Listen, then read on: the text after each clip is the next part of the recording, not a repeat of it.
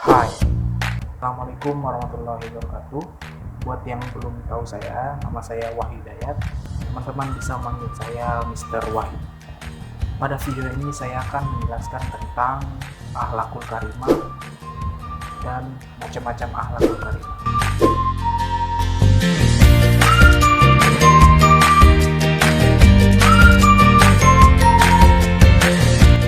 Oke guys, for your information, di video ini aku akan bahas beberapa topik penting tentang akhlakul karimah. Di antaranya yaitu pengertian akhlakul karimah, yang kedua dalil tentang akhlakul karimah, yang ketiga itu tentang pembagian akhlakul karimah, yang keempat tentang macam-macam akhlakul karimah.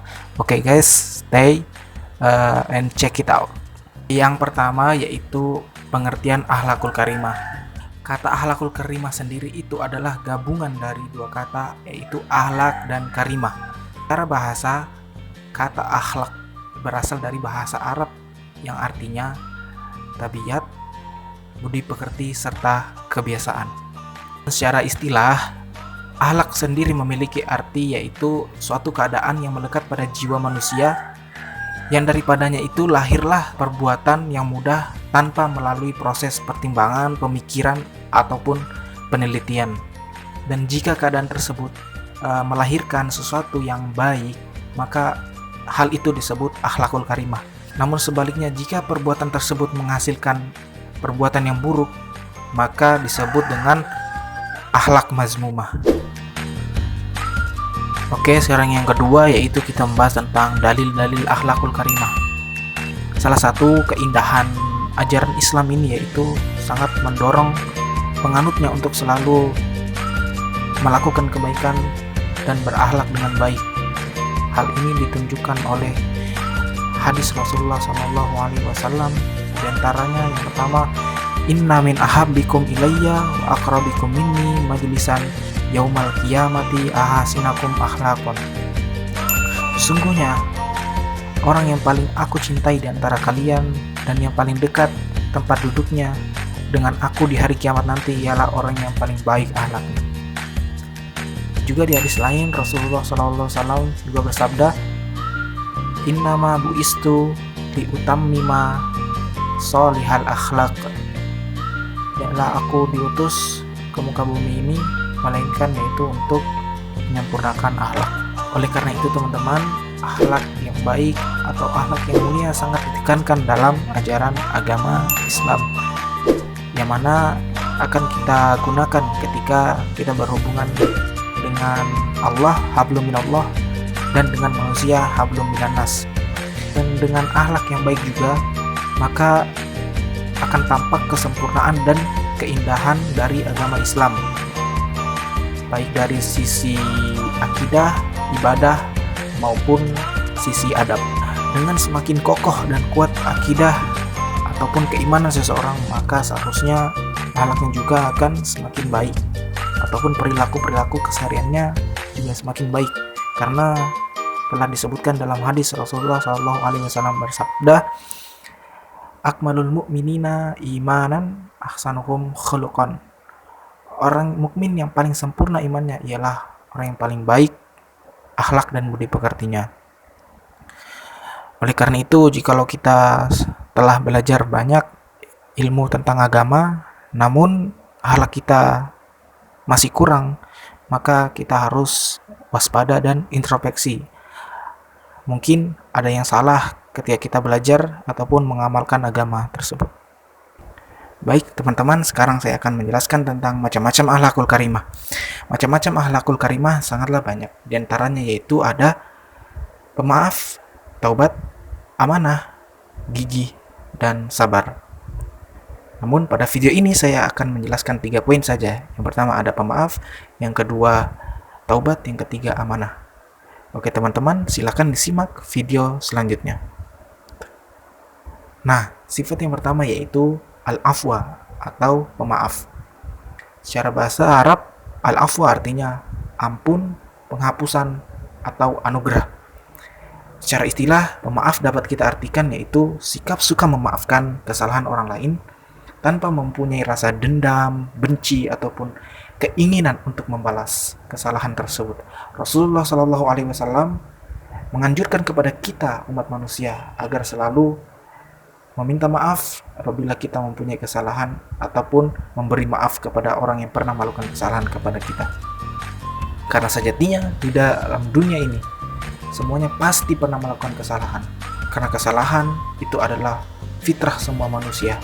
Rasulullah Shallallahu Alaihi Wasallam bersabda, "Kullu bani Adam khata'un, wa khairul khata'ina at-tawwabuna." Setiap anak Adam pasti pernah melakukan kesalahan, tapi sebaik-baik dari mereka yang melakukan kesalahan adalah orang yang suka bertaubat. Jelas bahwasannya orang baik bukanlah orang yang tidak pernah melakukan salah, tetapi orang baik adalah dia yang pernah melakukan kesalahan tetapi mereka segera bertaubat dan meminta maaf. Baik, dari penjelasan maaf tadi kita juga menyinggung masalah taubat. Nah, yang kedua ini kita akan menjelaskan masalah taubat.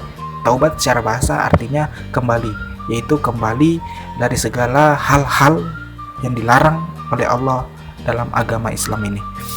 Secara istilah atau secara syar'i, taubat kita artikan yaitu meninggalkan perbuatan dosa dan menyesal serta bertekad kuat untuk tidak mengulangi hal tersebut selama-lamanya. Terus bagaimana hukum taubat? Hukum dari taubat ini yaitu wajib bagi setiap muslim dan muslimah yang sudah balik dan berakal, karena dia sudah bisa membedakan mana yang baik dan mana yang buruk. Allah Subhanahu wa taala berfirman dalam firman-Nya yang berbunyi, A'udzubillahi minasyaitonirrajim. Bismillahirrahmanirrahim. Ya ayyuhalladzina amanu tubu ilallahi taubatan nasuha. Asa yukaffir ankum sayyiatikum wa yudkhilkum jannatin tajri min tahtihal anhar. Yang artinya, wahai orang-orang yang beriman, bertaubatlah kamu kepada Allah dengan sebenar-benarnya taubat. Mudah-mudahan Rabbmu akan menutupi kesalahan-kesalahan dan memasukkanmu ke dalam surga yang di bawahnya mengalir sungai-sungai. Quran Surah At-Tahrim ayat 8. Baik, dari ayat di atas kita diperintahkan untuk bertaubat secara sepenuhnya ataupun taubatan nasuha. Bagaimana sih taubat nasuha itu? Taubatan nasuha yaitu ada beberapa syarat. Yang pertama yaitu kita harus mengumpulkan niat, yaitu berniat bertaubat karena ingin meninggalkan perbuatan-perbuatan yang tidak baik itu karena Allah, semata-mata karena Allah, bukan karena manusia. Yang kedua yaitu kita menyesali perbuatan apa yang telah kita lakukan di masa lalu. Yang ketiga, kita berhenti dan meninggalkan perbuatan tersebut. Dan yang keempat, kita bertekad kuat untuk tidak mengulanginya lagi. Baik teman-teman, sekarang yang ketiga yaitu sikap amanah. Amanah berasal dari bahasa Arab yaitu amanah ya'munu amanatan, yang artinya jujur dan dapat dipercaya.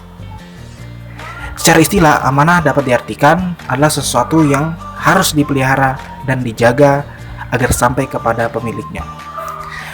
Nah, untuk contoh amanah, banyak sekali yang dapat kita terapkan di perilaku keseharian kita, terutama di sekolah.